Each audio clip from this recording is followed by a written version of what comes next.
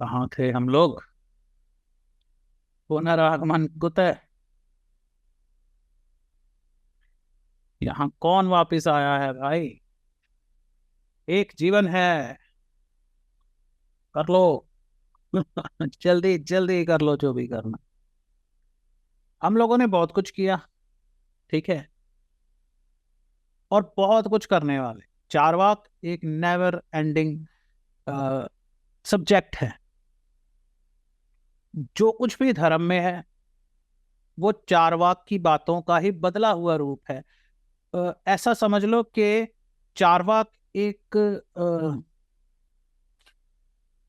Master degree वाला teacher है और धर्म एक लेमैन है, एक आम आदमी है। तुम कोई चारवाक कोई साइंटिफिक बात को बताता है और ठीक है, साइंटिफिक बात लोग सुन लेते हैं, है ना। लेकिन उसको अपने तरीके से वो ढालते हैं। मान लो एक पत्थर है। साइंस बताती है, साइंस बताती है कि ये पत्थर अगर शरीर को छुएगा तो शरीर का फायदा। क्लियर है। जैसे लोग अंगूठी पहनते हैं या गले में कोई पत्थर पहनते हैं। लेकिन अब उसको ये बोलकर तो बेचा नहीं जाएगा ना हर कहीं के, देखो भी इस पत्थर में ये प्रॉपर्टीज हैं, ये मिनरल्स हैं, ये केमिकल्स हैं, या ये इस धातु का बना है, ये खास किस्म का पत्थर है, ये बॉडी को छूता है। तो ऐसे तो कुछ लोग वो डिमांड करते हैं कि हमें वो वाली जानकारी दी जाए। लेकिन बिकते तो वो उस कहानी की वजह से है जो कहानी तुम्हें पंडित जी सुनाते हैं। उस पत्थर से जुड़ी हुई, उस पत्थर से जुड़े हुए ग्रह से जुड़ी हुई। ये जितनी मैं बातें करता हूं कि हमें एलियंस ने बनाया है, लेबोरेटरी में बनाया है, प्रयोगशाला में प्रयोग चल रहा है, चारवाक ऐसी बातें नहीं करता है। चारवाक की जो भाषा है वो भाषा बोली ही नहीं जा सकती। वो संस्कृत से भी पुरानी भाषा है, पाली से भी पुरानी भाषा है। वो भाषा है ही नहीं, वो चिन्ह ही चिन्ह है। मेरे पास जो किताबें हैं चारवाक की, वो ग्रंथ अगर आप पढ़ोगे तो आपको समझ में नहीं आएगा वो किस भाषा में लिखे हुए। और उसको डिकोड करना एक बड़ी अच्छी खासी सिरदर्द है। बहुत सारे लोग लगे हुए हैं, मैं भी लगा हुआ हूं, और मैं अपने मतलब की चीज निकालता हूं। अब मुझे समझ में आ जाती है, मैं बहुत से लोगों की हेल्प करता हूँ जिन्हें वो समझ में नहीं आती, जो समझना चाहते हैं मुझसे भाषा सीखने बहुत सारे लोग आते हैं। चारवाक एक ऐसी लैंग्वेज में उसकी इंफॉर्मेशन है कि जो लैंग्वेज बोली ही नहीं जा सकती। उसे अपने तरीके से समझकर, हर कोई अपने अपने तरीके से उसे समझता है।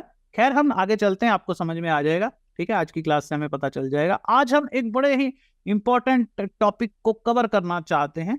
क्यों क्यों जल्दी मैं उसको कवर करना चाहता हूं? क्योंकि ये बहुत ही पुराना टॉपिक है। और कर्म, है ना, हमने किया ना कर्म ही धर्म है।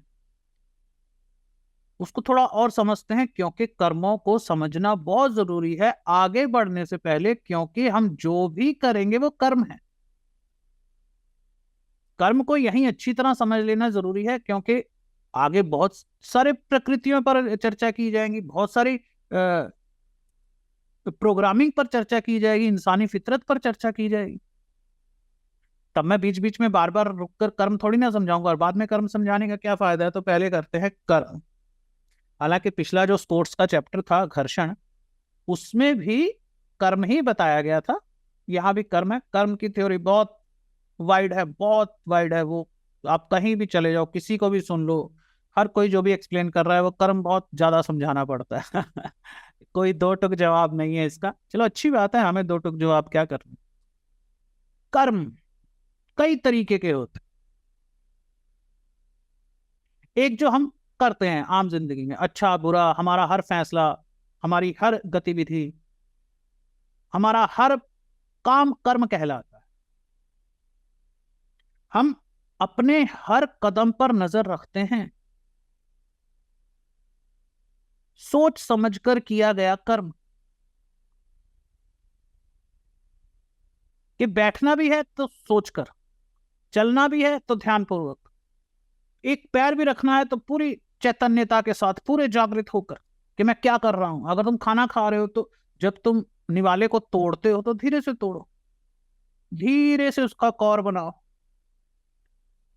उसको देखो थोड़ी देर, जैसे मैंने तुम्हें बुक का समझाया था ना कि बुक कैसे पढ़ते हैं, पहले बुक के साथ कोई एक दोस्ती करते हैं भाई, बुक के कोई ऐसे कोई, जैसे रोटी बड़ी इज्जत वाली चीज होती है, वैसे किताब बड़ी इज्जत वाली चीज होती है, उसके साथ एक कनेक्शन बनाना पड़ता है, रोटी के साथ एक कनेक्शन बनाओ। तुम उस निवाले को, उस कौर को सब्जी लगाते हो, फिर देखो, फिर धीरे से मुंह में डालो, पूरे ध्यान से खाओ, एक एक दांत उस पर चलाओ, जानते हुए कि मैं क्या कर रहा हूं। लेकिन हम लोग क्या करते हैं, हमारा ध्यान कहीं और होता है, हम ढंग से नहीं खाते हैं, टीवी देखते देखते, गाने सुनते सुनते, बातें करते करते, कई बार तो झगड़ा करते करते, वहां कर्म खराब हो गया। खैर, एक किस्म का कर्म होता है हमारे नॉर्मल सभी कर्म, सुबह उठने से लेकर रात सोने तक हमारा हर कर्म हमारी जिम्मेदारी है। अगर हम सांप को दूध पिलाएंगे तो हमें उसका फल भी भुगतना पड़ेगा। ओके, ये हो गया एक किस्म का कर्म। दूसरे किस्म का कर्म कौन सा होता है? दूसरे तरह का कर्म होता है जिसमें हम जो भी करते हैं, जो भी फैसले लेते हैं, वो पहले से ही तय है। मैं तुम्हें बता रहा हूं कि समाज में अलग अलग धर्म है, अलग अलग महापुरुष आए हैं, अलग अलग लोगों ने कर्म की अलग अलग फिलॉसफी दी है। मैं यहाँ पर 4-5 की चर्चा करूंगा, ठीक है, जल्दी जल्दी से इसको खत्म करेंगे। दूसरी तरह का कर्म होता है जिसमें हम लोग जो भी करते हैं वो पहले से तय है, पहले से ही लिखे जा चुके नियमों पर हम चलते हैं। ऐसी विचारधारा वाले लोग कहते हैं कि जो कर्मों में लिखा है वही होता है। ईश्वर ने हमें किसी खास काम के लिए चुना है, इसलिए हम हर उस जगह अपने आप पहुंच जाते हैं जहां हमें पहुंचना ही था। जो होनी में लिखा था वही हुआ, होनी को कोई नहीं टाल सकता, सब भगवान ने पहले से लिखा हुआ है। ये दूसरे तरह का हो गया कर्म, ठीक है। तीसरे तरह का कर्म कौन सा होता है? तीसरे में क्या होता है, आधे कर्म ईश्वर तय करता है और आधे कर्म हम अपनी सोच समझ के साथ करते हैं। 50-50%, 50% ईश्वर करता है, 50% हम करते। दूसरे में क्या था, इससे पहले वाले में 100% ईश्वर ने ही तय किया होता है कि हम क्या करें।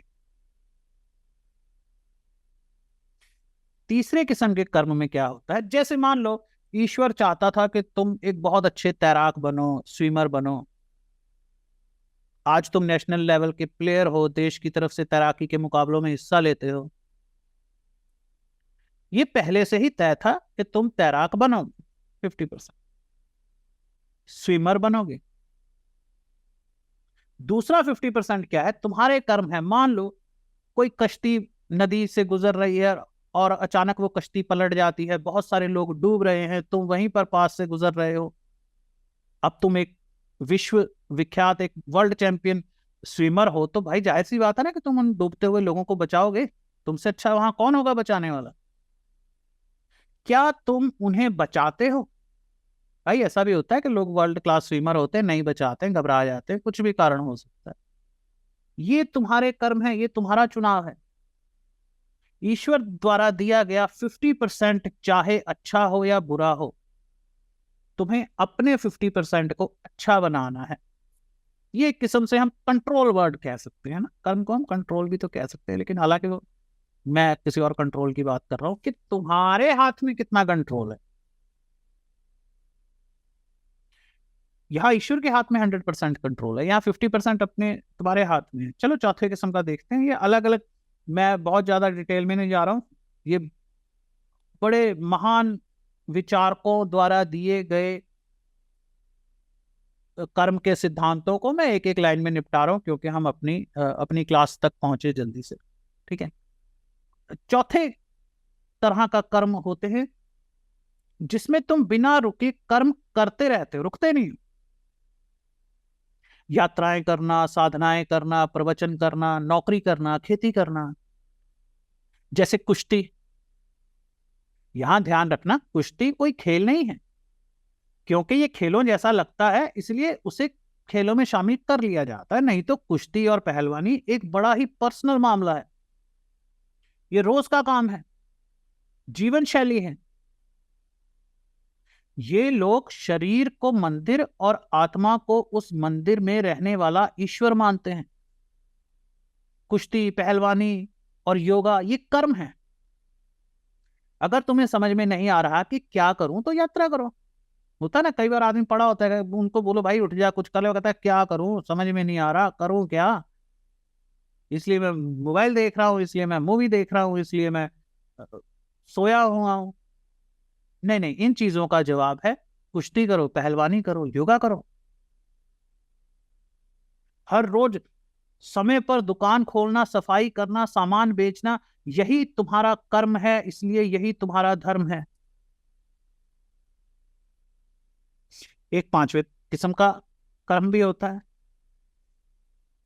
ठीक है, यहां देखो मैं ज्यादा डिटेल में नहीं जा रहा हूं, नहीं तो मैं एक एक ऋषि का नाम बताकर, एक एक विचारक का नाम बताकर, एक एक का तो वो बहुत ज्यादा हो जाएगा, है ना।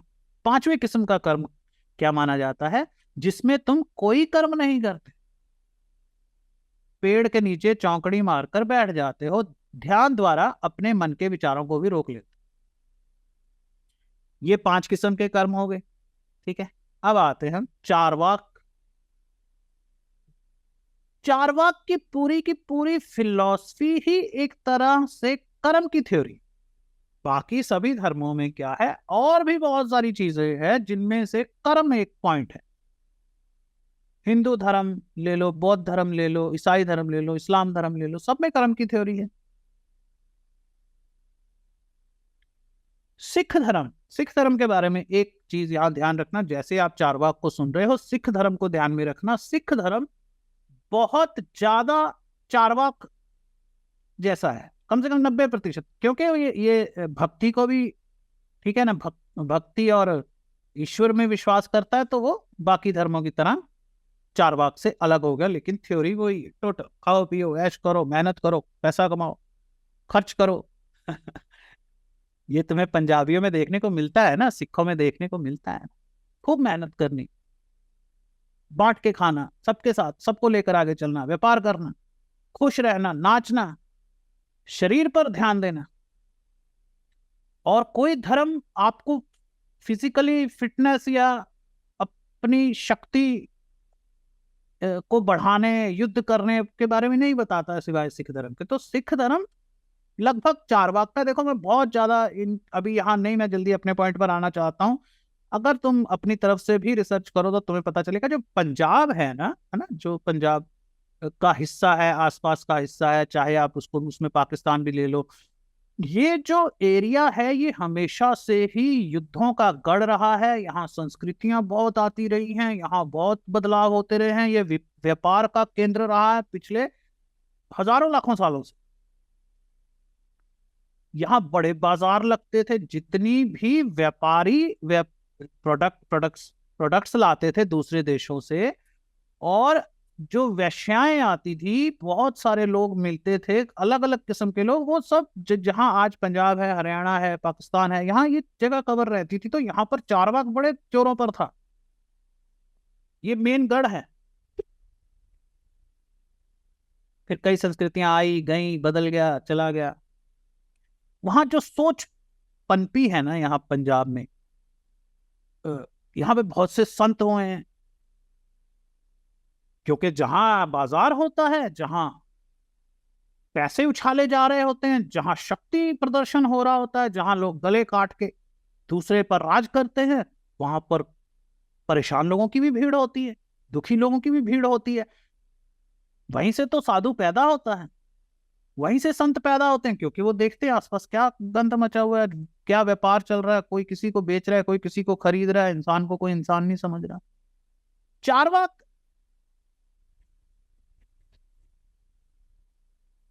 पूरी की पूरी तरह कर्मों पर ही विश्वास करता है, क्योंकि चारवाक में कहीं भी चमत्कार, ईश्वर की देन और ऐसी चीजों की कोई वैल्यू नहीं है। मतलब कभी कोई यहाँ पर इस बात पर विश्वास नहीं करता कि अगर मैं सच्चा हूं, दिल का अच्छा हूं, तो राजा की गद्दी मुझे ही मिलेगी, है ना। यहाँ कोई भोलापन नहीं चलता, यहाँ पर कोई तुम ऐसी कहानियां नहीं चलती कि पिछले जन्म में अगर तुम अच्छे कर्म करोगे तो इस जन्म में राजा बनोगे। यहाँ एक से एक चतरे बैठे हुए हैं, एक से एक होशियार लोग बैठे हुए हैं एक दूसरे का गला काटने के लिए। वो पीठ पीछे नहीं हंसते, मुंह पर ही हंसते हैं। जरा चारवाक की कर्मों की थ्योरी को समझ लेते हैं, क्या कहता है चारवाक कर्मों के बारे में। देखो, बनाने वाले ने हमारे अंदर अलग अलग तरह की प्रकृतियां डाली हैं। वायु, ठीक है, पृथ्वी,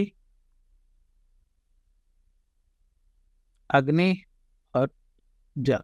ओके, ये चार प्रकृति।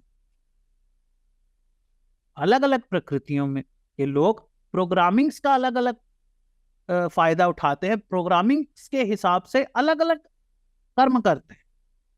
जैसे एक प्रोग्रामिंग क्या है, इंफॉर्मेशन को यहां से वहां पहुंचाना है।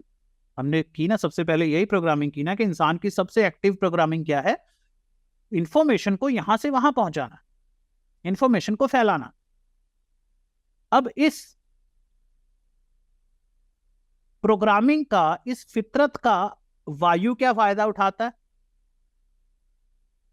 वो कॉमेडियन बनता है, सिंगर बनता है ना। इंफॉर्मेशन कोई फैला रहा है, कॉमेडियन क्या करता है, वो बोल रहा है, वो अपने चुटकुले सुना रहा है। जो इन्फॉर्मेशन उसके पास है, वो सिंगर है, वो गीत गा रहा है, वो नाच रहा है। जो वो क्रिएट कर रहा है वो लोगों तक पहुंचा रहा है, वो भी इंफॉर्मेशन होती है। एक पृथ्वी प्रकृति का बंदा क्या करेगा? वो लेखक बनेगा, विचारक बनेगा, संविधान लिखेगा। ये भी तो उस अपनी इस प्रोग्रामिंग का ही इस्तेमाल कर रहा है ना। अपनी इसी इंसान की प्रोग्रामिंग का अग्नि प्रकृति के लोग क्या फायदा उठाएंगे? वो धर्मगुरु बनते हैं, फिलोसोफर बनते हैं, व्यापारी बनते हैं, नेता बनते हैं, फिल्में बनाने वाले डायरेक्टर बनते हैं, एक्टर बनते हैं। जल प्रकृति का बंदा इस प्रोग्रामिंग का क्या करेगा? वो डॉक्टर बनेगा, वैज्ञानिक बनेगा, समाज सुधारक बनेगा, समाज सेवक बनेगा। प्रोग्रामिंग एक ही है, लेकिन अलग अलग प्रकृति के लोग उसका अलग अलग इस्तेमाल करते। प्रोग्रामिंग एक ही है, लेकिन इंसान कर्म और व्यवहार अपनी बुद्धि और ज्ञान के हिसाब से करता है। कर्म, कर्म को समझ रहे हो? देखो, कर्म ये इंफॉर्मेशन है। अब पृथ्वी प्रकृति का बंदा ऐसी गंदी किताबें लिखे, जान जलाने वाली के पढ़कर लोग चीखे चिल्लाए और लड़े आपस में, सिर फोड़े एक दूसरे का, तो वो क्या कर रहा है? वो उसके कर्म है ना, वो तो उसके कर्म है। आगे चलते हैं, धीरे धीरे तुम्हें समझ में आ जाए। यहां एक चीज ध्यान में रखना, जो इंसान अपनी प्रकृति के हिसाब से संघर्ष करता है, मानसिक दबाव सहता है और शिखर पर पहुंचता है, वो विजेता होता है। जीत का आनंद ही स्वर्ग है। मैं यहां थोड़ा सा बता दूं, चारवाक ऐसे शब्दों का इस्तेमाल नहीं करता, स्वर्ग नरक। ये मैं बोलता हूं क्योंकि तुम्हें ये भाषा समझ में आती, और मुझे भी यही भाषा आती। मैं कौन सी भाषा बोलूं? चारवाक स्वर्ग की बात नहीं करता, चारवाक ना ही नर्क की बात करता, लेकिन वो जिन सुखों की बात करता है वो लगभग स्वर्ग जैसा ही है। तो मैं तुम्हें जो समझा रहा हूं वो ये समझा रहा हूं कि चारवाक इसे स्वर्ग कहता है। ऐसा चारवाक ने नहीं कहा है, लेकिन मतलब उसका यही है। हम भी तो स्वर्ग एक ख्याली जगह को ही कहते हैं। वैसा कौन सा हमारे पास, दूसरे हिंदू धर्म के पास कौन सा असली का स्वर्ग है? असली स्वर्ग, स्वर्ग किसी के पास नहीं, ना ही कोई असली नर्क है। स्वर्ग नर्क दोनों ही झूठ है। लेकिन एक बात को कहने के लिए उसका सहारा लेना पड़ा। चारवाक नर्क की बात ही नहीं करता भाई साहब। चारवाक स्वर्ग की बात करता है, मतलब वो अपने ढंग से स्वर्ग की बात करता है, लेकिन वो अपने ढंग में भी नर्क की बात नहीं करता। चारवाक की डिक्शनरी में नर्क शब्द है ही नहीं, दुख शब्द है ही नहीं, परेशानी, रोना धोना कुछ है ही नहीं।